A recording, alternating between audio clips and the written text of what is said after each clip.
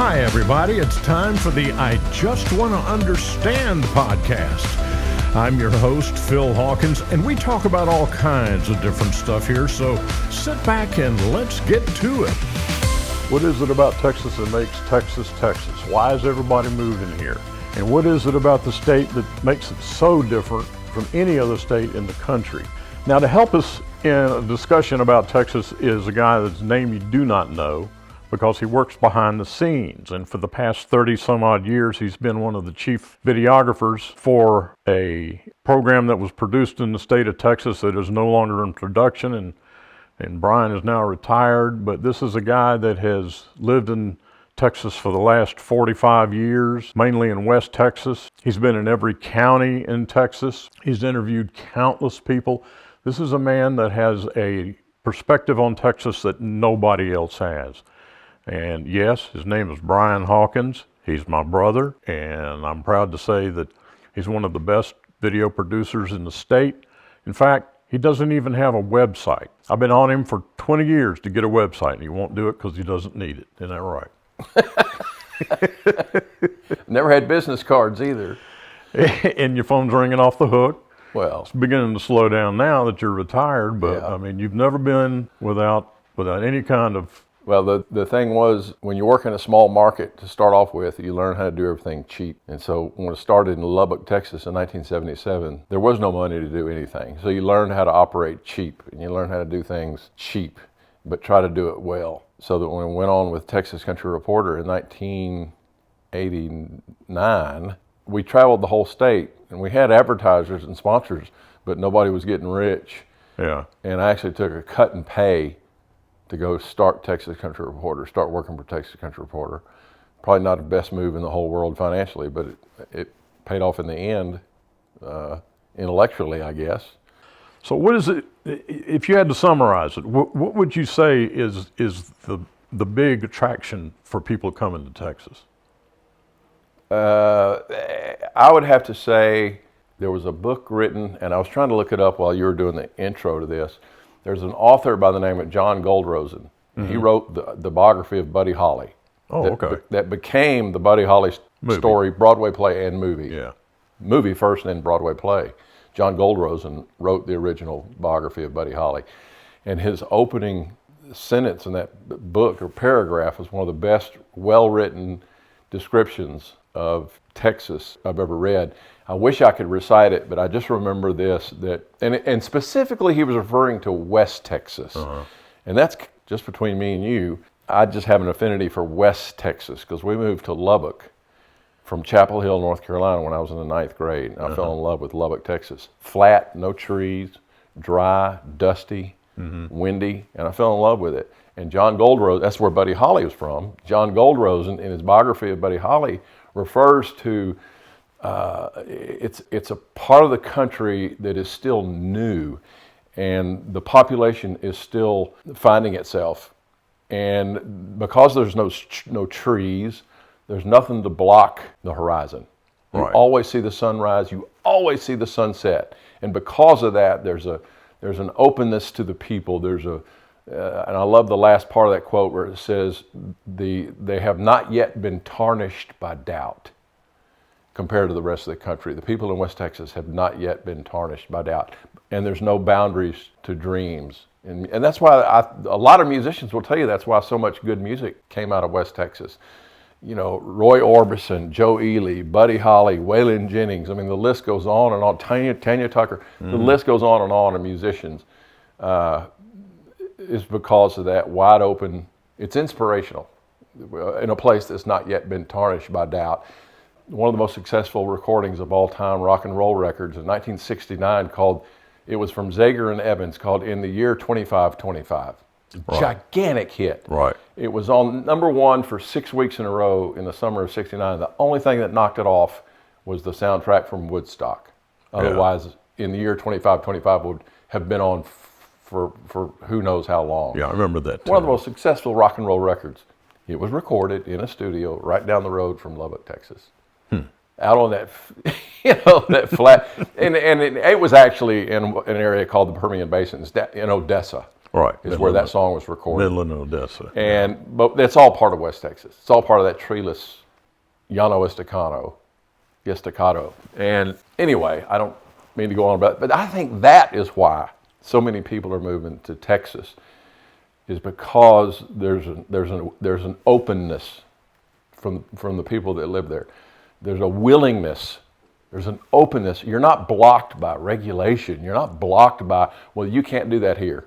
If you've got a dream and you believe in yourself and you believe in something, Texas is the place to come to. And I will specifically say West Texas. In 2000 and gosh, it was about 2004, 2005, our governor Rick Perry got some California dairy operators, and he got them together and he said, "Hey, y'all are going through so much hassle in California with mounting regulations and ridiculous restrictions on your industry. We've got a whole panhandle of Texas that is just rich and ripe for a dairy industry." And almost the entire California dairy industry moved to the panhandle of Texas and set up shop because of Governor Rick Perry and his idea. And they saw the lack of regulation, and that they were free to make a living here. No labor unions, et cetera, et cetera. So much of the California dairy industry moved to the panhandle of Texas, set up cheese. There's a gigantic, world's largest cheese factory is in the panhandle of Texas now. And because Texas is an open door. Well, I think the simplest way to state everything you just laid out was to say common sense in all things. Just, if a business plan makes common sense, go do it. Nobody's going to tell you no. Right. And so that to me, now, I lived in California for 37 years in Fresno, which is the Central Valley, pretty much equidistant between San Francisco and Los Angeles. And I always like to say that you could take Fresno and cut it out with a butcher knife and plop it down in the middle of Texas or in Kansas or Arkansas, it would fit right in. Fresno was unlike the rest of California, and that's one reason I liked it so much for so long. But even being in Fresno, the increase in regulation, in the expense of everything, and the taxes, the cost of fuel, electrical costs. I mean, California now pays, I think they pay the highest electric rates in the country of anywhere. And they're 4 times what they are on average here in Texas. And so I think that's one of the reasons is the overregulation, the overbearing politics that permeates everything in California. People said, screw it. I know I did. I finally, 7 years ago, said I can't take anymore and moved to an area south of Austin. Life in Texarkana is nothing like life in El Paso. And life in Amarillo, I got to believe, is nothing like life in Brownsville. They're 2 separate regions of the country. Amarillo is more like Colorado than it is Texas, I think, anyway. You may feel different, but... The CEO of one of the largest hospital systems in the country worked his way up through the years by being the administrator of different hospitals across the country. And we're talking Boston to Seattle to Los Angeles to Miami to Tampa to Charlotte, North Carolina, Richmond, Virginia, Victoria, Texas, Amarillo, Texas, and I'm leaving out some of them. And one time I asked him, I said, Richard, of all those places you lived, all over the country, what was your favorite place you ever lived? And he said, you want to know the truth? I said, yeah. He said, Amarillo, Texas. Wow. I went, yikes. And everybody in the room started kind of laughing like he was joking. And I'm like, what are you talking about, Richard? You lived in Boston, you lived in Seattle, you lived in New York City and Charlotte, North Carolina. Well, it's the people in Amarillo, Texas. He said, I'm sorry. That was it. That was my number one. And we hear that all the time from people. The funny thing is that quote that I was reading about Buddy Holly was the author, John Goldrosen. We came from Chapel Hill, North Carolina. Well, John Goldrosen lives in Chapel Hill, North Carolina. Well, let me tell you a little story. I'm not telling you anything you don't already know, but Mom used to tell the story all the time. Is that when we told Brian he was going to move to Lubbock, Texas, you threw an almighty fit. Yeah. You went nuts, saying, I ain't going. And fast forward to today, and you couldn't blast Brian out of Texas for loving or money. Yeah. It grows on you. It gets into you, and you can't get rid of it. And I've been here 7 years. Now, I lived previously in Dallas when I was in the radio business. I worked at a radio station in Dallas, and I loved it, and I enjoyed Dallas. But I moved from Dallas to California and then spent 37 years in California. When I came back to Texas, it had not changed that much. It was still the same basic personality of business, of people treating each other with respect and deference. You go to a grocery store and you get the change from whatever you're buying. And instinctively, everybody goes, "Thank you, ma'am. Yes, sir. Please come back." You don't hear that in California, anywhere. Nobody says, "Yes, ma'am," "No, sir," "Yes, sir," "No, ma'am," nothing. And it's a sign of respect for your fellow citizen that permeates the state of Texas. And sooner or later, it's just a habit. You can't say yes without saying, "Yes, sir." "Thank you, sir." Hold the door for somebody. "Thank you, sir. You're welcome." And people aren't like that in California. They're not like that in North Carolina. They used to be, but not anymore. So it's just in the way that people treat each other, I think, that makes it such a joy to live here. Now, I've been here for my second tour, I guess I could refer to it as, for 7 years, and the longer I stay, the better I like it. Yeah, I've always said, I think every American ought to be required to go to two places. Go to the American Cemetery at Normandy, at Pont de Hoc in Normandy, and go to a Marine Corps graduation in San Diego.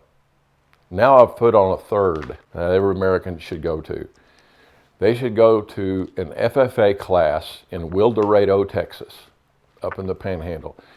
If you want to see how children should be raised in this country, you need to go to Wildorado, Texas, the FFA. You need to go to the FFA in Smyre, Texas. You need to go to an FFA class, an ag mechanics class in Bernie, Texas at Sam Champion High School. Why? Because people who are involved in the trades, people who are involved in agriculture and that way of life, they know how to raise children. They know how to raise children that say yes, sir, and no, sir, and they get up out of their chair to open the door for a woman. They tip their hats. They take off their hat when they walk into a building. That's what I think every American ought to be required to do. Those people know how to raise kids. When your kid is in FFA or in a trades program in a high school, we're talking 16, 17, 18-year-old age group. You're taught how to act. You're taught how to respect people and treat people. The welding teacher in Bernie, Texas, at Sam Champion High School, his name is Dorman Vick. When those kids go in there to do welding, and welding students are usually kicked out of other classes. Sometimes I wouldn't say that usually. I would say a lot of welding students are placed there from other teachers who have given up on them or turned their backs on them. They come into the welding class and they think it's going to be a blow-off class, no big deal, and they find something in that environment that sparks them for the rest of their life. But the first thing that Dorman Vick does when his kids get in there, they think they're going to be welding, quarter-inch steel, and it's going to be great. They make a rose. He makes them make a rose. A rose in a welding class. In a welding class. That's different. And he says because it's very precise, it's hard to do, but he said that being the first thing you make is a rose out of metal does something to the soul. And he's the most successful ag mechanics teacher in Texas. In fact, they won't let him enter contests anymore. His school can't enter contests anymore because nobody else will enter if they see he's a part of it. He's actually been thrown out of competition for being so good. He knows the value of good kids and what that means to the future of this country. Because now we're in a trade deficit. We don't have any people going into the trades anymore. Right. Our trade programs in the high schools have been decimated. And now finally people are catching attention to this and saying, yeah, we don't have any plumbers. We don't have anybody to fix our HVAC units. We don't have anybody to do carpentry anymore. They're all old men. And we need some fresh blood that want to do that and know how to do that. Well, now, am I correct in that I heard that in the Bernie school system, they've got a welding class, since you brought up the welding, they've got a welding program in the high school out there that is so good And the kids focus on it so well, and like you said, they had the great teacher out there, that they now have kids who say, screw college. I don't need college. They graduate from high school, start welding businesses, and I know that I heard in 2 occasions, 2 separate kids who graduated, started welding buildings, and 2 years out of high school, they're millionaires. They've got so much business, they can't handle it all. Yeah, one of the kids, Brandon, he graduated in 2018 from Gorman Vic's welding class. And last year, I was introducing him to somebody, and 6 years out of college, and I said, Brandon, tell Dwayne what you're making every year, what you billed last year. Well, I heard he billed $500,000. And he said, this last year? And I went, yeah, we did $650,000. And that was 6 years out of high school, no college, no college debt. right. That's another big thing. Yeah. And he's in the trades, and he's killing it. And he's got so many crews that he's hired that are working for him that he sends out on jobs that he billed out over $650,000 just last year. The year before that, he did $500,000. So all that comes from a public high school welding program run with common sense. Exactly. And an instruction of respect for your customer, for your coworker, for the environment that you establish your business, et cetera. And there's the proof. He billed out, $650,000 last year, and he will not start a sentence without yes, sir, yes, ma'am, no, sir, no, ma'am, thank you. Thank you, ma'am. In Texas, that means a lot. Yeah. And it still means a lot. And, I've had people on the phone when I'm talking to somebody out of town, they say, oh, you must be from Texas. I said, why? Well, you saying yes, ma'am. And I would think, I would think everybody would do that. But it means a lot here. And I like that has value. Right. I like living in a place that has value. And I think, once again, that's another attractant to people from out of town. We had somebody move in our neighborhood when we were living in Abilene. They bought a house, and they had brought a rent car in, and it had California plates on it. And they had taken shoe polish on the back window, said, we are not from California. It's just the license plates of a rent car. I wish I could have taken a picture of that. That's pretty good. And we've met people who have moved to West Texas from California, and they'll always, if they're being introduced, they'll always say, yes, we came from California, but don't hold that against us. Yeah. Yeah, we're not bringing our blue attitude. And that's the thing I've noticed. Everybody said, all the native Texans say, yeah, well, all y'all from California are moving out here and bringing your blue ideas out here. Well, no. And they left California to come out here to Texas because they couldn't stand it anymore. So they're not bringing their blue attitude. They're coming out here with their red attitude to escape California. And that's the fear of native Texans is the flood of Californians that are going to turn Texas blue. But that ain't going to happen. Case in point, this recording is done about 3 months after the 2024 election, and the polling in the state of Texas had Trump ahead by various 4 to 5 points. He ended up winning the state by 12 points. So the polls were completely wrong, which tells you that people are afraid to report their true feelings to the polling companies. Well, that's what I'm saying. I'm thinking the polling's not wrong. The polling was based right. on what people were saying. Based they were on what right. people were saying. But when they stepped in that polling booth and pulled that curtain, they went, I'm not going to tell my friends, but I ain't got to tell anybody. But this is how I really feel. Because common sense played a role in that, and I'm convinced that's what happened. There's a lot of people snuck in up and went, well, I really can't. When they were talking to the polling companies, they says, well, I don't want to publicize. I don't want anybody to know how I really feel because they'll haul me off to jail like they did the January 6th bunch. Okay. So all of that exists in the state of Texas, and polling in general all over the country was skewed for that one very reason. In fact, in Iowa, they did the last poll before the election. And the lady said, yeah, well, I believe Kamala's going to take this state by 15 points. Everybody was going, what? Come to find out, Trump won it by 15 points. So this lady's, her reputation is shot. But people in Texas, they're not blue. they're red. And if they were sort of blue when they got here, over time they turn red. I know I did. I got more and more intense with my conservative. Well, we have 4 metropolitan areas: Dallas, Austin, San Antonio, and Houston. And that's where all your blue is. And that's all where all your population is. But that's where the rest of it is red. Right. But you've got those 4 metropolitan areas. A lot of people say they're the ones that lift us up, and a lot of people say they're the ones that bring us down. So however you interpret that is what you choose to believe. So what would you say to people thinking about moving to Texas and live in California or live in New York or the Northeast or Illinois or one of those industrial northern cities? You know, they hear about how great it is in Texas. What is the one thing you would want to have those people understand and know about Texas before they come here? I would say that it is a culture that is open arms and really open mind. Mm-hmm. But it's an open mind with clarity. It's an open mind to ideas that will elevate our culture, not bring it down. And guided by common sense. Exactly. Yeah.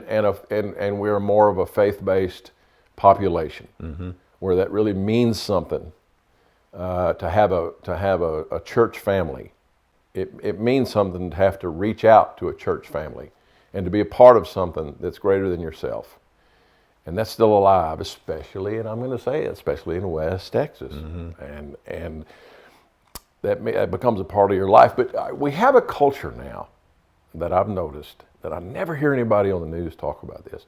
We have an entire culture that is dedicated to withdrawing effort from existence. Everything nowadays is based on what can we do to reduce effort in life. And give everything to in everybody. life. Yeah, and just, there's a term called do-over that the kids in high school know. And kids in high school, they get do-overs. If you fail a test, well, you get to take it over. Well, you missed a class, well, you get to make up the work. So there's no incentive in trying to do it right the first time. Exactly, because they get to do it over and over.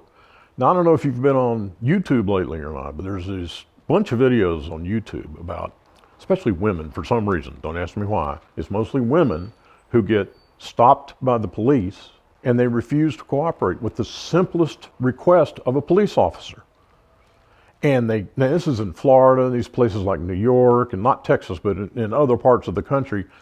These women who otherwise would have just been given a ticket and been on their way said, I wasn't speeding, I'm not getting, you can't, you need, and cops get filled of it and they say, get out of the car. All right, I want you to go stand over there and I'm gonna search your car because I smell marijuana or I think that you're drunk or whatever it is. In other words, they fight the police tooth and nail and they make them, their situation the worst. And I want you to go research this particular video of a gal in the dentist office waiting for her paperwork and kept demanding her paperwork. And finally they called the police because the woman wouldn't shut up and she wouldn't leave. First one thing and another, she was arrested, hauled to jail, resisting arrest, assault on a police officer, trespassing, on and on and on, only because she was so spoiled rotten, she felt like she could do anything she wanted, and it carried into her adult life. And that's what people are being taught in other parts of the country.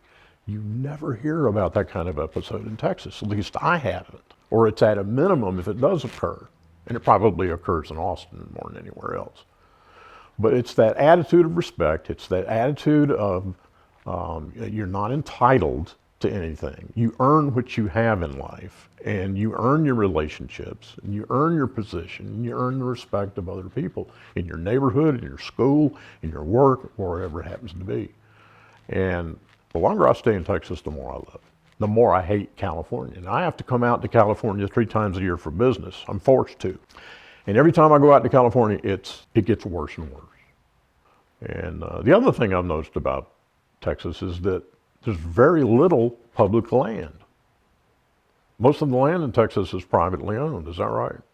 Right, definitely. There's very little public land. Texas is based on a culture of private land ownership, and I've noticed that other parts of the country, people don't respect private property. But and that's because I guess there's so much public property in those places. Mm-hmm. But in Texas, everybody respects private property because that's the law of the land. You know, I've heard somebody complain one time because somebody owned 300,000 acres of land. Well, nobody should own 300,000 acres of land. Well, I tell you what, 40 years ago, when that guy was busting his tail getting an oil business going, mm-hmm. I was laying on the couch watching Gomer Pyle reruns. Why should I expect him not to have success? Right. When he was willing to go out there and kill himself to make enough money to buy a 300,000 acre ranch. God bless him. And then there's the ranch made famous in the television series Yellowstone, the 4 Sixes Ranch. Now, a lot of people think that's a fictitious ranch, but no, that's a real place. And it's almost 500,000 acres, I think, isn't it? Something like that? Yeah, close. One of the biggest cattle ranches in the country. Yeah, it's good size. And it's only 2 hours north of where we are right now. Mm-hmm. But don't get me started on the 4 Sixes. The 4 Sixes is a legendary place. Now, when you say don't get you started, for better or worse, you shot up there, I assume. Yes. Okay. Yeah, the 4 Sixes is just a magical, wonderful, one of those places you never want to become unspoiled. And largely, by looking at it, they haven't. Okay. The 4 Sixes Ranch is just a great place. Guthrie, Texas. There's no movie theater in Guthrie. There's no doctor's office in Guthrie. There's no grocery store. There's no pharmacy. There's no Home Depot. No Home Depot. There's nothing except a small store that's now kind of become a souvenir stand ever since Taylor Sheridan bought the 4 Sixes. Mm-hmm. People see it in the TV show Yellowstone, and they think it's invented. But the point is that it's a real place, and it's famous, and it's been in business since the 1850s, and just was recently sold to Taylor Sheridan, who wrote Yellowstone and who wrote Landman and all the other spin-off, things that are coming down the pike. That people don't realize it's a real place. It's a real cattle ranch, a real working place, and it's one of the largest single plots of private land in Texas. Now, have you shot at the 4 Sixes? So you've been there. Yes. I've shot video there several times, actually. And there's a quality of life at the 4 Sixes, and there's a culture and a feeling. I don't know. Right. The town of Guthrie survives on the 4 Sixes Ranch because of the 4 Sixes Ranch, and everything revolves around the 4 Sixes Ranch. Well, and the Pitchfork Ranch, which is their neighbor. But that culture out there, I guess I should add a fourth place every American ought to go. After they go to Wildorado, Texas, to the FFA, they should go to a 6-man football game at Guthrie, Texas. Yeah. Some Friday night in the fall. That's America. So 6-man football is pretty common in West Texas then. Right. And some of these small, out-of-the-way places, they don't have enough kids to outfit a full football team. There is the 6-man football, and it's got a culture all its own. And everybody should go to a 6-man football game in Guthrie, Texas. But the people in Jayton would get mad at me because just 70 miles from Guthrie or less is Jayton, Texas. They just won the state championship, so I should mention that because I don't want to leave them out. West Texas is a rich environment. I have some friends from East Texas that go to Colorado, and they'll call me when they're driving across West Texas up in the Panhandle, and they'll say, "How in the world could you like this?" And I go, "Well, what?" It's so flat and so brown and so dusty. I say, "Exactly. That's why I do like it." Yeah. Because everybody's not going to want to be there. And that's kind of where I want to be, is where everybody else doesn't want to be. And yes, it's flat. Yes, it's dusty. Yes, it's brown. But there's a texture in it and a richness in it. And it feels good to stand there and breathe and look at a wide open horizon, 360 degrees with no obstruction. There's no limits to what you can do and what you can dream of. And when our mother was dying in North Carolina in the rest home, she's the one who took us out to Lubbock, Texas in 1972. and cursed the dust storms. And we had to close the windows and duct tape the windows because the dust would blow into the house. And it was a nice house. It wasn't a shack. And I remember we used to wake up when I go out there for Christmas or whatever it was, out there visiting, and the dust storm would hit, and you wake up the next morning and go like this, and the dust comes pouring down out of your hair. Yeah, it's in your ears. You could grind your teeth on it. Yep. It was unlike anything I'd ever seen before. And Mom would cuss that, but she moved back to North Carolina.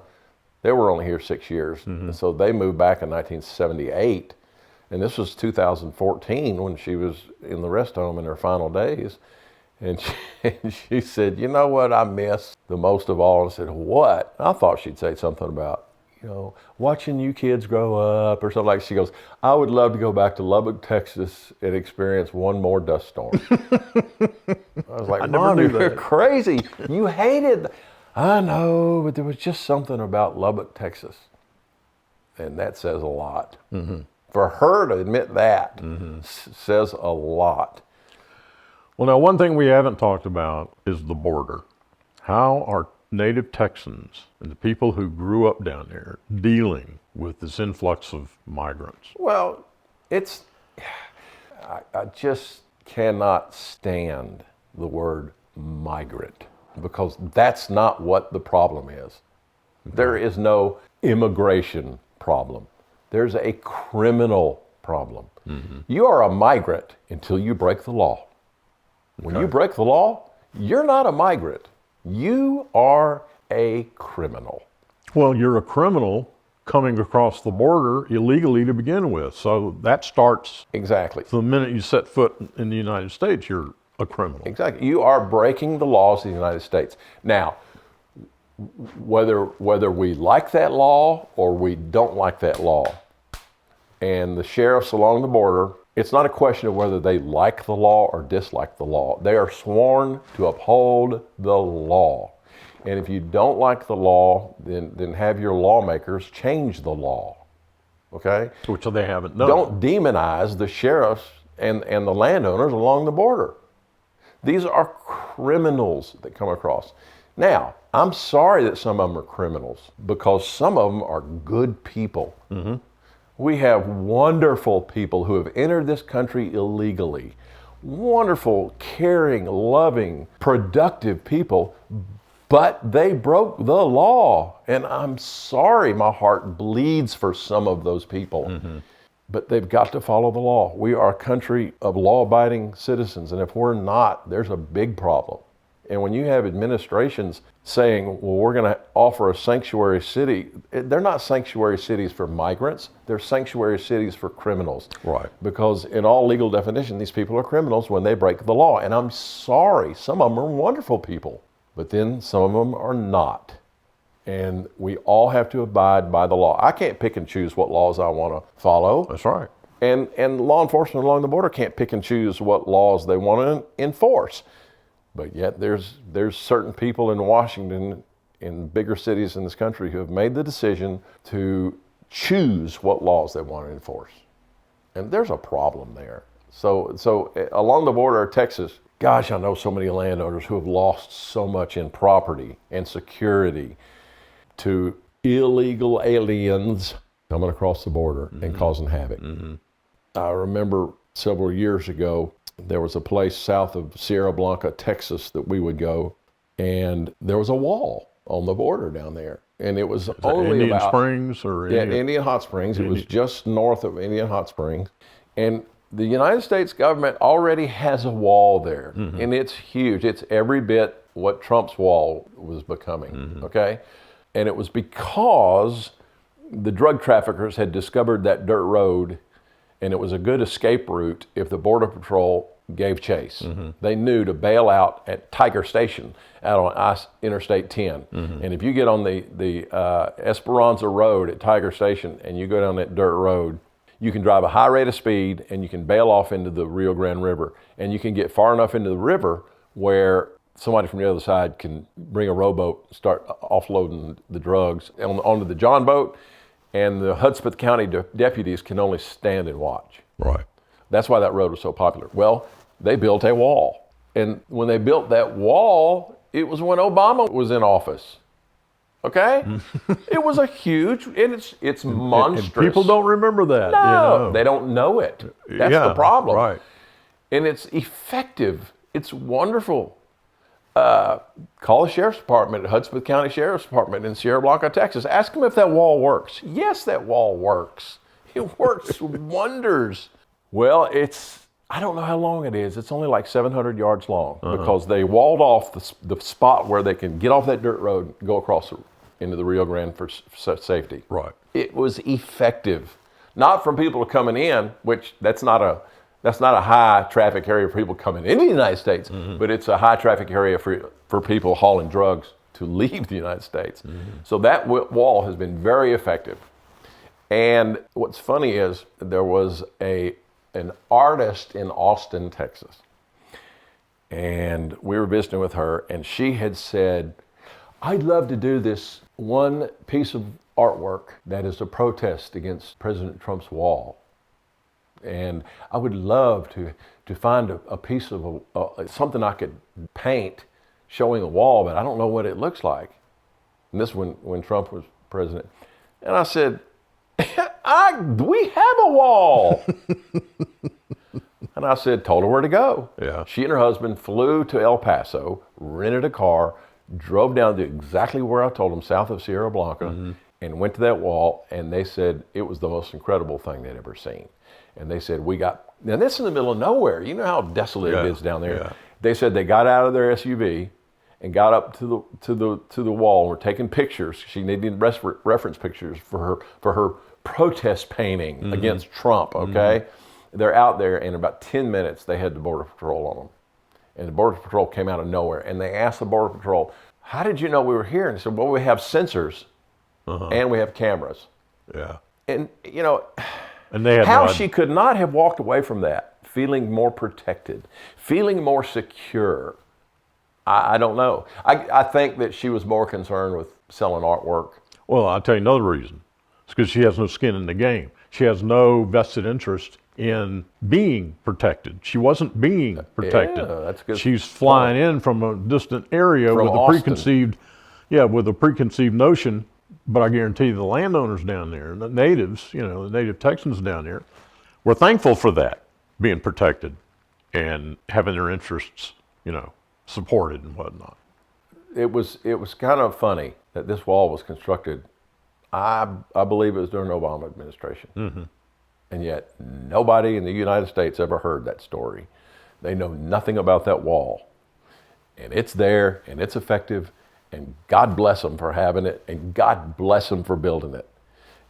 When Trump said he was going to build a wall, well, Trump's a businessman. All right. When he wants to do something, he says he's going to do all this stuff, when really he only wants to do something way down the list, way down here, because he knows he's going to have to scale down, compromise.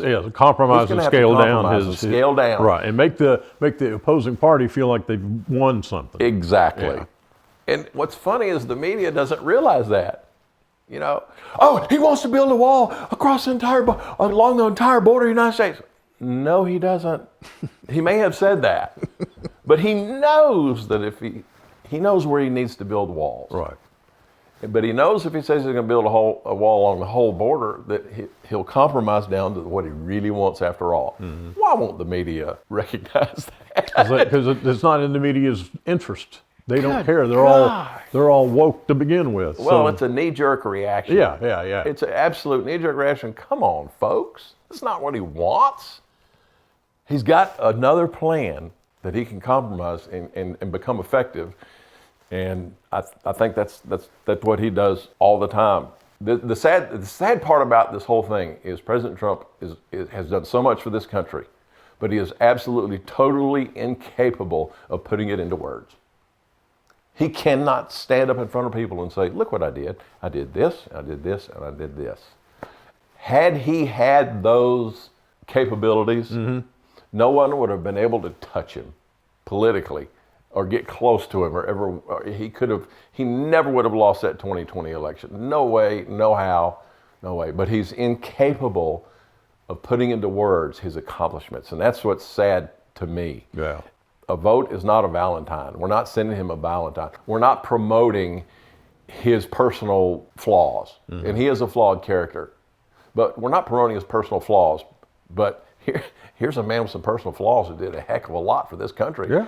I can handle that. Yeah. You know, somebody told me one time that it's like if you had a child and your child was deathly sick and you were rushing to the hospital and you get to the emergency room and you run in and say, my child is dying, I need some help. And they came up to you and said, we got 2 doctors here.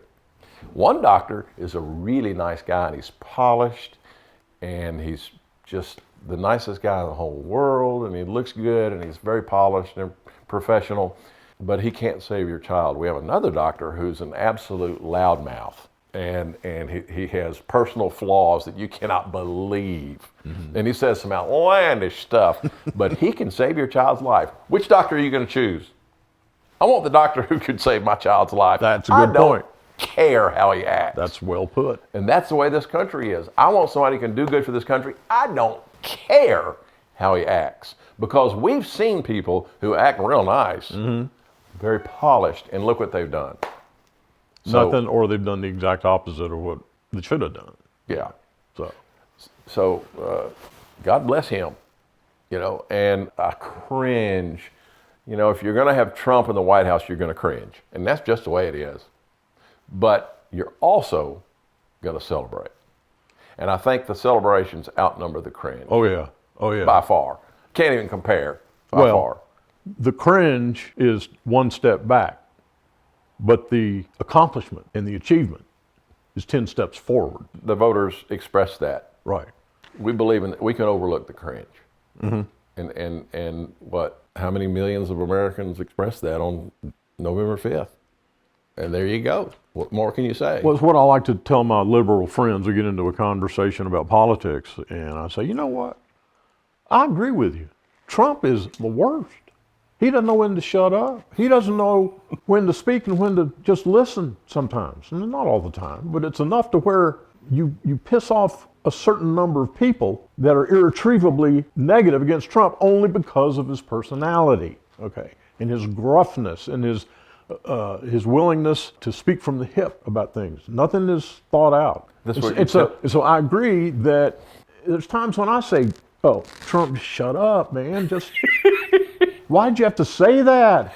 Just be quiet. And then you take another breath and he disarms the North Koreans. He charms Ching Lung Lin, or whatever the hell his name is, charms the guy to where he scales back all his rocket tests. Now, he hasn't done anything for his people. They're still starving. But he did kind of disarm North Korea. Now, which would you prefer? Somebody that doesn't know how to have a civil conversation at your grandmother's Thanksgiving dinner? Or he saves your grandmother's house from a flood or a fire or from foreclosure? Which is more important? Which would you place as a priority in terms of the way things should be? Which of those two means more to you, okay? That's the way I look at it. Trump can do nothing right. He can do nothing good. And it's all because of his personality. Well, no, I don't think it's because of personality. It's because he's got an R after his name. He's a Republican. Well, that's part of it. If Trump was a Democrat and he said the outlandish things he does and acted as he does, the Democrats would treat him on the media like, oh, that wacky Trump, look at him again. Oh, you know, here he goes again, but gosh, you got to love him.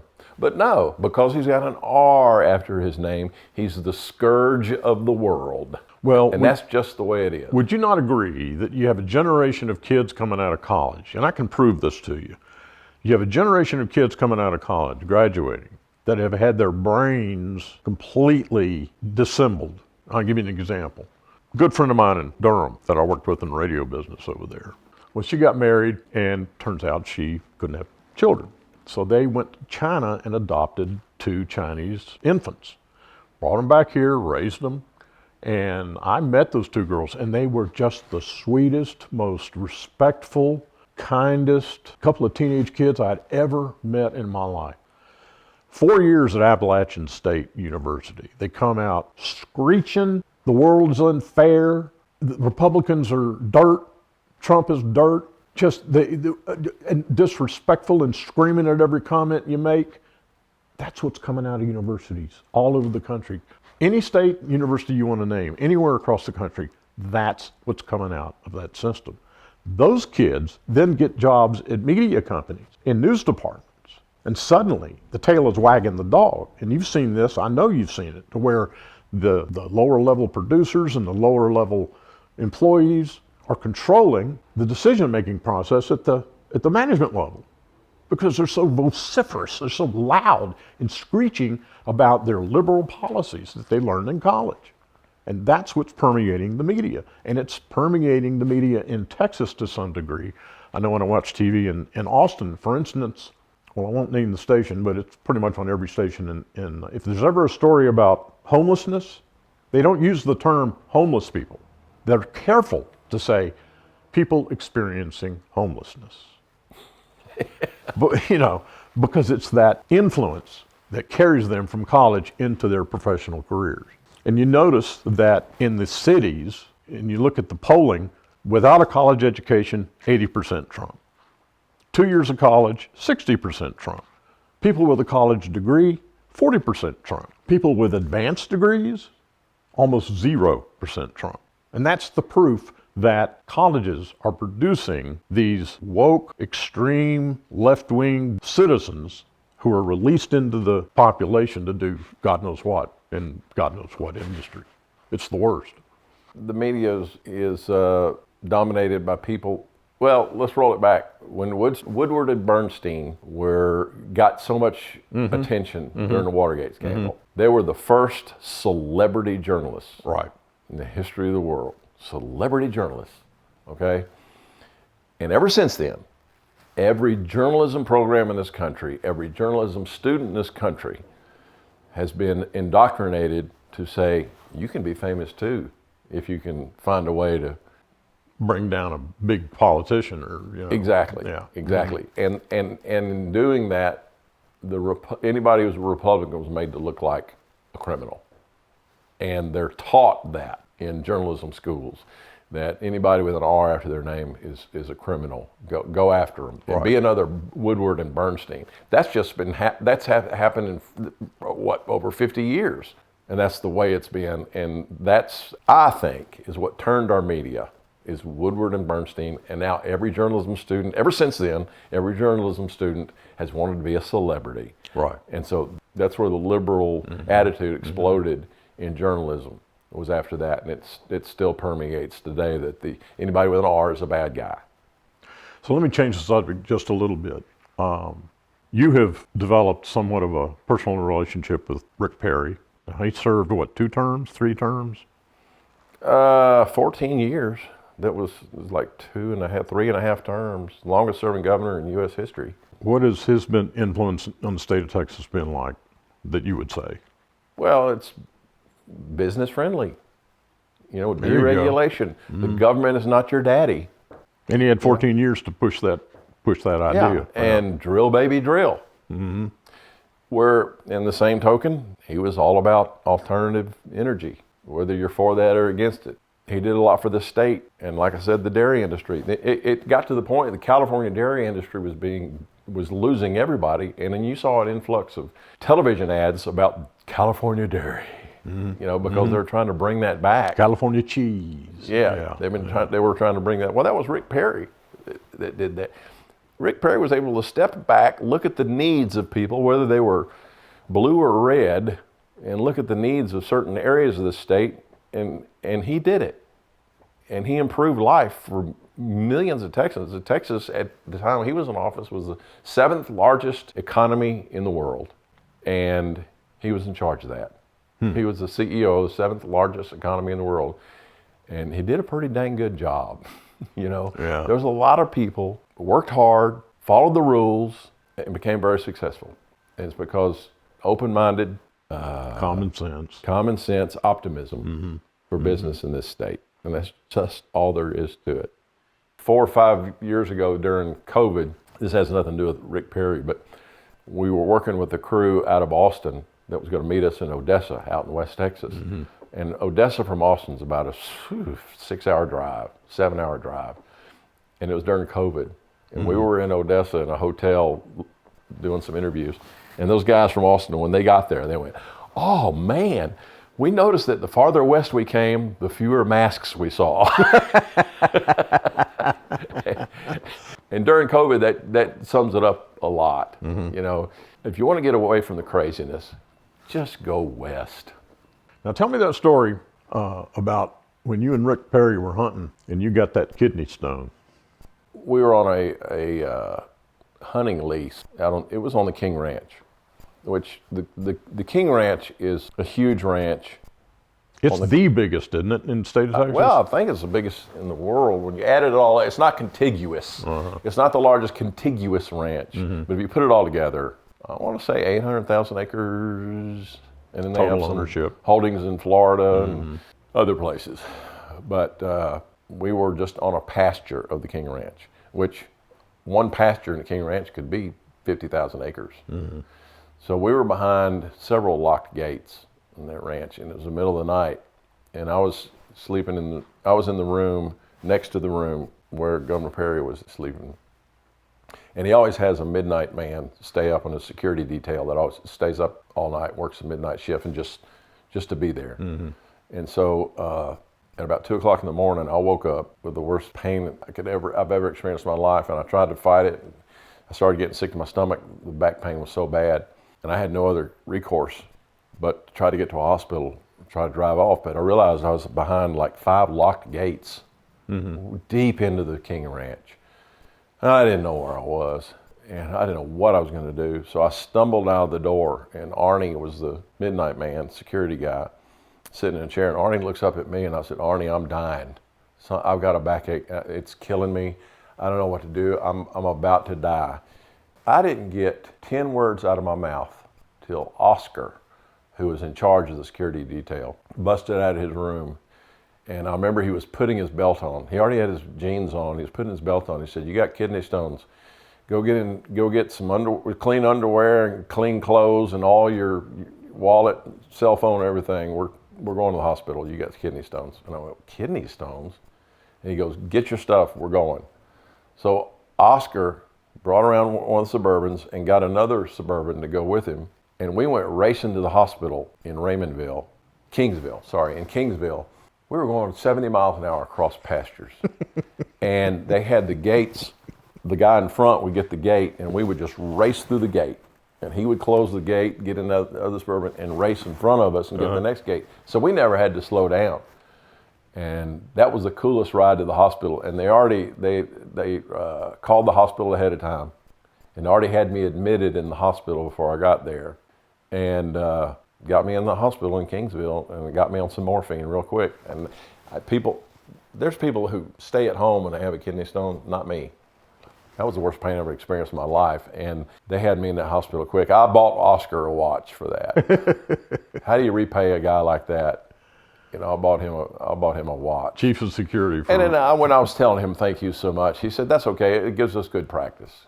You know, we needed some practice. And that was nice to get some practice on that. And he said, you know, whenever the governor goes anywhere, we call in advance and everything's set up at the nearest hospital.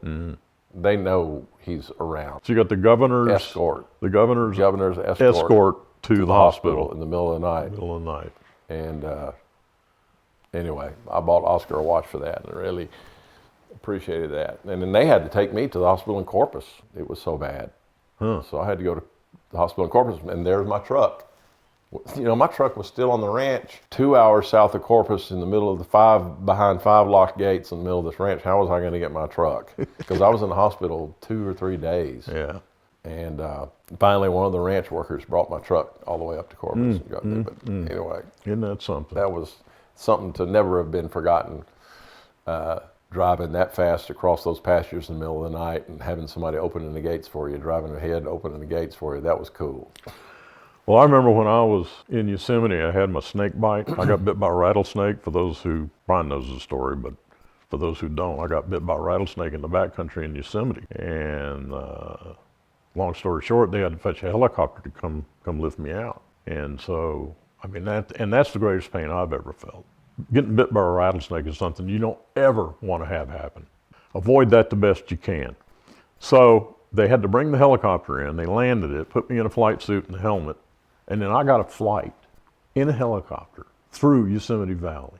Went to Doctors Medical Center in Modesto, where I spent 4 days in intensive care.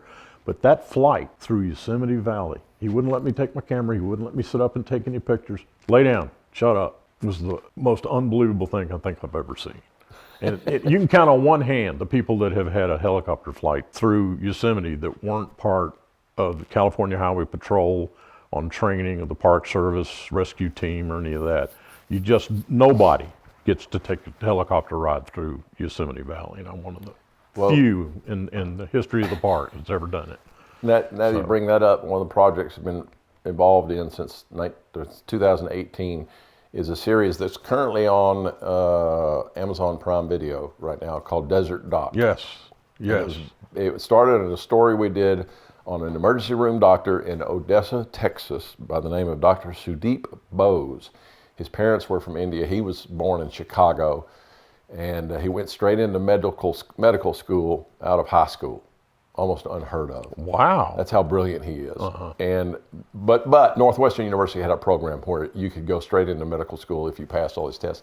And you would do your undergraduate studies concurrent with your medical training. And when he finished med school, he joined the United States Army and did his residency in the Army. And finished up, he was the longest serving combat physician since World War II. Mm-hmm. He's the doctor who examined Saddam Hussein when they pulled him out of the spider hole. Mm-hmm. And you saw those famous hands on TV going through Saddam Hussein's hair. Well, that was Dr. Sudeep Bose. Wow. And he was working in a emergency room in Chicago after his military career. And he had heard about this hospital in Odessa, Texas called Medical Center Hospital. Medical Center Hospital in Odessa is the highest rated trauma center for the largest geographic region in the United States, 38,000 square miles, bigger than the state of Indiana or Kentucky. And now, when you say highest rated, it's a level 1 trauma center. Yeah, level 1 trauma center. And Dr. Bose had heard about this hospital, and I think he was getting a little beleaguered with the Chicago, what he calls the Gun and Knife Club, working the ER in Chicago. So he found out about Odessa, and he knew about Texas because for a while in the Army he trained at Fort Hood before he became a combat physician. So he moves to Odessa, or he starts working shifts in Odessa. And we did a story on him for Texas Country Reporter back in about 2017 or 18. And when we got off that shoot, Bob Phillips said, this needs to be a reality show. Well, shoot, everybody was doing reality shows. Mm-hmm. But we decided to do it. And Medical Center... On spec. Yeah, just to do it. Yeah. And Medical Center Hospital in Odessa approved our request, and we started shooting video with Dr. Bose. And what I didn't realize is that Dr. Sudeep Bose is one of the biggest names in emergency medicine in the United States. He wrote the textbook for all paramedic training in the United States. Wow. And he's a revered figure in emergency medicine, and he's an absolute brilliant doctor. He still holds the record on the highest score, best score for some sort of certification emergency medicine to this day. So we did this story on him, and then we started doing a reality show with him and working his shifts that he works in Odessa. Well, that's a huge hospital where they have many specialists. Mm-hmm. So after he stabilizes somebody and brings them back from the brink of death, he just has to pass them off to a specialist. Well, he knows how to do all that. He knows how to do orthopedic surgery. He knows how to do cardiac. He knows how to treat everything. So he decides to start working shifts in Fort Stockton, Texas, population 8,000, just 2 hours north of the Mexican border, out in the desert. And he absolutely loves doing shifts in Fort Stockton because when he stabilizes somebody, there are no specialists in Fort Stockton. He has to do it. So whether it's orthopedic surgery or cardiac work or whatever it is, he knows he gets to do all that. You know, there are no specialists to pass anybody off to. It's interesting you put it in terms of he gets to do all that, like he gets to play in the game, you know. He loves it. He's one of the most brilliant physicians in the United States, and he absolutely loves doing everything. And he does that in Fort Stockton. And The good thing about it, he's on the faculty of Texas Tech University. Medical Center Hospital in Odessa is a teaching hospital for Texas Tech University Health Sciences Center. Oh, okay. And Dr. Bose is on the faculty, and so he trains fellowship students. They are doctors who have to do a 1-year fellowship in emergency medicine. Well, because of him, Texas Tech University are getting fellows from all over the country. They have a batch of fellows that are down there right now working in Odessa and Fort Stockton for Texas Tech University doing their fellowship in emergency medicine, and they're from all over the country. And it's because of Dr. Bose. They know about him. But what I was leading to after you said the exciting trip to the hospital in Yosemite is the United Nations contacted Dr. Bose about help India develop a 911 system in India, because India has no 911. Wow. You lean out the window with a red flag and wave the red flag out of your window. And that's how you get somebody, if you don't have a phone, to call the ambulance. And it's still like that. So Dr. Bose said, I got to go to the United Nations. This is when I was shooting with him. And he said, do you want to go? And I said, yeah, I'd love to. Well, the lady at the United Nations, one of the people at the United Nations, fell in love with Dr. Bose. Just thought he was the greatest thing in the whole world. And she said, would you like to go see one of the fire stations in New York City? One of the paramedic stations? And Dr. Bose was like, yeah, I'd love to. In New York City? In New York City. Okay. And we didn't know what she was talking about. So we met her on a corner in the morning, and we walked down to Station 8, which is a historic fire station in downtown New York City. And they kind of consider it to be the birthplace of emergency medicine in New York. It's got this storied past. And so they have fire trucks and they have ambulances there at the station. And we walk into the bay just expecting to see who was there and shake some hands and let Dr. Bose look at some of their technology on some of their vehicles.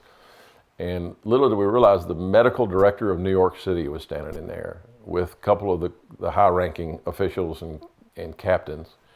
And I had told Dr. Bose to wear his Odessa Fire Rescue t-shirt because Dr. Bose trains all the paramedics in Odessa. Right. So in line with all the other jobs he does. So we walk in there and poor Dr. Bose is wearing a t-shirt. And those guys, all these fancy officials are in there. In New York City. In New York City. Because I had told him to wear his Odessa Fire Rescue t-shirt. So we walk in there and we're talking to those guys, and they're engaged in this great conversation. And the tone started going off. And so a lot of the guys that were hanging around, they took off because they had some calls. And so it left everybody, it was just us, me, Dr. Bose, and the medical director of New York City, Dr. Acevedo.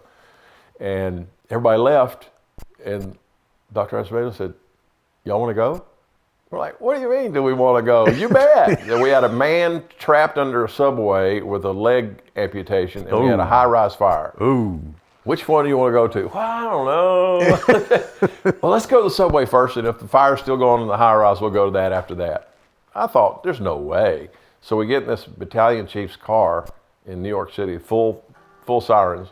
So we said, well, let's go to the subway because we know that's going to be fast. Maybe, if the high-rise fire is still going on later, we'll go to that. We couldn't believe we were invited to just go along. So we jump in the car and we're driving, and here's the thrilling ride of a lifetime. Code 3 through New York City in the middle of the week, in the middle of the morning. And you're shooting video. Shooting video. And we're riding, going Code 3, full sirens and lights, through New York City, jammed, congested, people everywhere. And that was the most thrilling ride I've ever been on in my life. That was so cool. And the chance that that'll ever happen again the rest of my life, it's just not going to happen. But we were able to go, and when we got to the subway, you've got so many jurisdictions in New York City. You've got subway police, you've got NYPD, you've got Port Authority police, you've got, oh my gosh, everybody was there at the subway. This man had his leg amputated down in the subway. And we got there and they were bringing him up. But because we were with the medical director of New York City, I was the only camera allowed in there. We were behind 3 levels of yellow tape that had been put up. But because we were the medical director, I was able to get right there with them. Yeah. And to be in that situation and to be with him in New York City, as crowded as it is, as crazy as it is, all the chaos. Now, that was the most thrilling ride I've ever been on in my life. That was incredible. And but all that can be seen on Desert Doc on Prime Video, episodes 1 through 12 with Dr. Sudeep Bose, one of the nicest individuals I've ever met in my life. And I've been all over the place with him, and went to his wedding this year in Chicago. And he's just one of the nicest people in the world, and yet works in one of the most intense, emotional-ridden areas of medicine that you could possibly imagine, in one of the most violent areas of the country that you can think of. Yeah, I mean, what's more dangerous than the oil fields and 80-mile-an-hour interstate traffic? And but I think he's fallen in love with a culture where people want to work hard for a living. That's how they get hurt, is they're working hard for a living. They're not outside shooting each other every weekend and then coming back a week later with more bullet wounds. I think that's part of what attracts him to West Texas, is that culture. And it's the same thing that attracts people from California, I guess. They want to be a part of that. Like you said, instead of bringing their blue values, they're bringing their red values from California that aren't very popular out there. Right. They can't stand to being in California anymore. Yeah. So there's a lot of that going on. And I love to see when people realize how special West Texas is, because it may not be much to look at, which I disagree, because I've fallen in love with flat, arid, dry, dusty. Yeah, flat, arid, dry, dusty, windy landscapes where you never miss a sunset, you never miss a sunrise. Like this morning when we got up at your house, I looked out the window and said, good God Almighty, the one time I don't bring my camera, my still camera, you get the most unbelievable sunrise. Yeah. And then last night's sunset was equally as dramatic. So it was one of the benefits of being out here, you know. And I know I seem to harp on West Texas a lot, but when you moved out here from North Carolina, and every time I go back to North Carolina, I go, man, y'all need to cut some of these trees. But when you move to West Texas from there, and you experience the shock of the change in the scenery, but then you start to fall in love with the people and the culture, there's nothing like it in the world. And I like what the mayor of Lubbock, Texas said one time. He said, our people are our mountains, because there are no mountains in Lubbock, Texas. There's not much landscape, but it's the lack of landscape that is part of its charm. The people are the landscape. The people, that's well put. Our people are our mountains. And he was absolutely right, because you have a flat tire in Lubbock, Texas on the highway, you will not be alone very long. That's right. That's right. And that spirit is what I think people are after when they're moving to Texas. And I can't speak for East Texas. I love East Texas. There are wonderful people in East Texas. I haven't been that familiar with East Texas. Well, East Texas is Louisiana, and East Texas Longview is Missouri and Arkansas. It's not the same as West Texas, in other words. It's two completely different regions, actually. And plus, they don't get attacked as much as West Texas gets attacked. People make fun of Lubbock, Texas. People make fun of Odessa, Texas. Well, because it's nothing to look at. They're the butt of a lot of jokes. Well, I can remember when I lived in Lubbock. I was between radio jobs, and I was living with Mom and Dad in Lubbock, and this was in the 70s. And it was a small little cow town. And I remember going to the bank, and I'd pull into the drive-in, and I'd say, I want to cash a check. She goes, what's your name? I told her. She goes, what's your address? And I told her. She goes, how much you want? And I told her. She gave me the money, and I drove away. That's how it was in Lubbock in 1970, I think it was 77, something like that. But it's now grown to be a metropolitan city, and it's fully matured and so on. So it's not like it used to be. But you're right. Back in those days, it was just a cow town. Yeah. And it still has that reputation, though, for some reason. Well, and when I moved to Dallas in 1984, I realized how many people, poke fun at West Texas. And And I came to the point where I had to stand up and defend West Texas a lot. And it still gets that. You mentioned Odessa, Texas to some people right now, and they just crinkle their nose up. Yeah. Like, who would want to live in Permian Basin? Oh my gosh. Well, let me tell you something about Odessa, Texas. After I've been working 5 years on Desert Dock out there, and I realized it was the birthplace of 911. It's the birthplace of the Jaws of Life. They're the highest decorated paramedic cardiac care unit in the United States of America.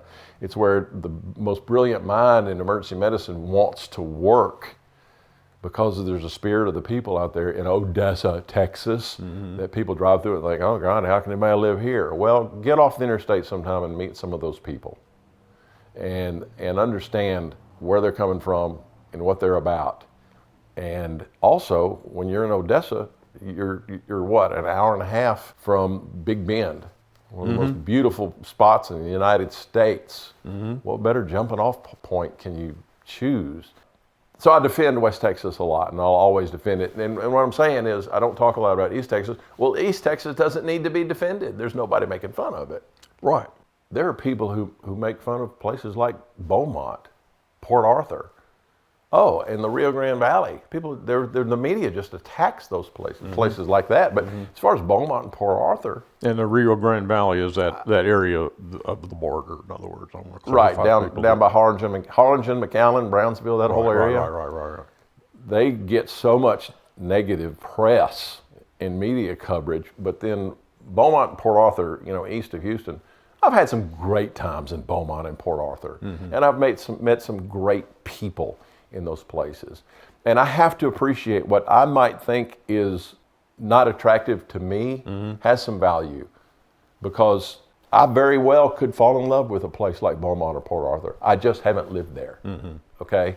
So I have to think, I could probably fall in love with that place. I'm not going to make a judgment on it, because I don't like people making a judgment on Lubbock, Texas or Odessa, Texas that just drive through and then they have a judgment for the rest of their life.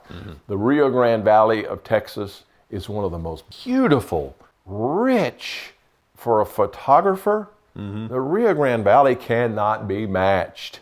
But yet all you hear is just terrible things about those border towns along the border. And Harlingen, McAllen, Brownsville. I venture to say McAllen is one of the most beautiful cities in the United States. Really? Good Lord, go downtown McAllen. You never would have thought that. No, it's beautiful.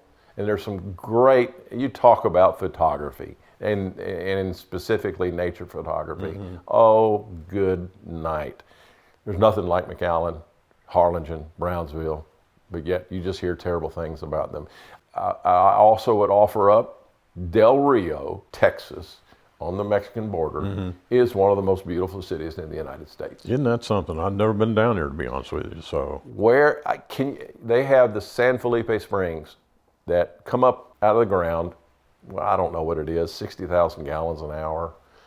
Some of the most beautiful, fresh, clean, crystal clear water in the world comes out of there and runs in a river right through Del Rio, Texas.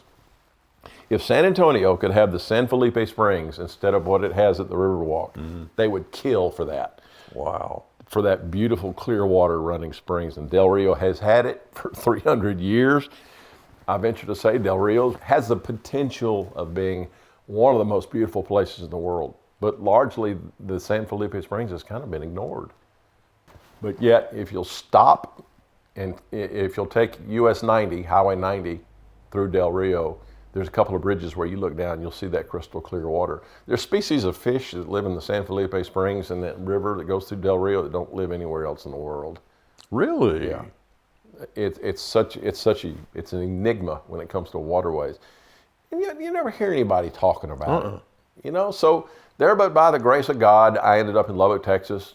Had I ended up in Del Rio, Texas, I may have fallen in love with Del Rio. And I may have been defending Del Rio. I may have been defending McAllen or Harlingen or Brownsville or Beaumont or Port Arthur had I ended up in those places. Right. But for some reason, by the grace of God, I ended up in West Texas, Lubbock, Texas, and I'm in love with West Texas. I will defend it to my dying day. And I did so many, Did so many more stories in West Texas over the 35 years and spent so much more time in West Texas and came to know it well. And I'll go to my grave defending it. Well, there's another thing we haven't talked about is the barbecue. You go to a place like Lockhart, there are 5 world-renowned barbecue restaurants that have all been in business for 100 years or more in a little town of Lockhart. Now, who would have thought? Now, where does something like that exist anywhere else in the country? Nowhere but Texas. Texas barbecue, Texas festivals. There's Hispanic food festivals in just about every town in Central Texas that people don't know about. And I'm just learning all this stuff. And I've been in a little town called Bastrop, which is between, Austin and Houston, for 7 years. And I'm just now learning about all these things. And, you've been here, 40 some odd years, and you're still learning about things. So Texas is a place that when you move here, it gets in your blood. You can't get rid of it. The longer you stay there, the more you're going to like it. The food is unbelievable. The people are unbelievable. The politics are based on common sense. It's not overregulated. My electric bill on a 2,700 square foot house is $200 a month. In California, my electric bill would be close to $800 a month for 2,700 square feet. And the worst roads, and the most regulation, the highest taxes, the highest gas prices, the highest, just in every way it can be measured, life is more expensive and less enjoyable. Unless you get into places like Yosemite, you get into the Sierra Nevada, you get into the coast. Those are all beautiful areas to visit, but you don't want to live in California. Come to Texas, where life is great. I think anyway, that's the way I would sum it up. Having lived in California for a long, long time and come out here, man, I should have done it sooner. So I guess the word is don't go to California and stay. Go to visit, but don't go to stay. So I guess if I have now, my list of things every American ought to do is 4 things. The list grows this week. American Cemetery at Normandy, U.S. Marine Corps Recruit Depot graduation in San Diego, the FFA class in Wildorado, Texas. That's 3. Now, I guess 4. The 4th was the 6-man football game in Guthrie, Texas. And I guess you could add a 5th one to that thing that every American ought to do before they die is move to Texas. Yep. Is that a good wrap up? Yep. Okay. Well, I appreciate you taking the time to sit and talk and help us understand the state of Texas and give some advice to people who are thinking of moving here. And I think everybody's learned something. I know I have, and I can't tell you how much I appreciate it. Thank you so much. Well, really, you could thank 2 people. You could thank Ray McKinney, who was my basketball coach in high school in Lubbock, Texas. Okay. I went to a tiny Catholic high school in Lubbock, Texas, and I remember the first time we went to a basketball game out of town, and we were a real small team, so we had to play little small towns in the Panhandle. And we drove up to a little town called Pep, Texas, and we got out of the cars, and I remember walking to the gymnasium, looking around behind me and seeing, I want to say seeing the town of Pep, but seeing was not much of a town of Pep. But going in that old, dilapidated gymnasium, I want to say dilapidated, but it was a good thing. It had a lot of charm, a lot of character, a lot of years. And playing that basketball game, that's when I fell in love with Texas. That's really the breaking point where I was thinking, this is for me. This is the people, this is the places I want to be a part of. And then I have to thank Bob Phillips, who gave me that opportunity to make that a living. And that's what I did for 35 years, is travel around this state, shoot stories and meet the people, further reinforcing that initial reaction I had in Pep, Texas. Well, good. One day I hope to meet Bob Phillips. So thanks again, and maybe we'll do it again. Okay, sounds good.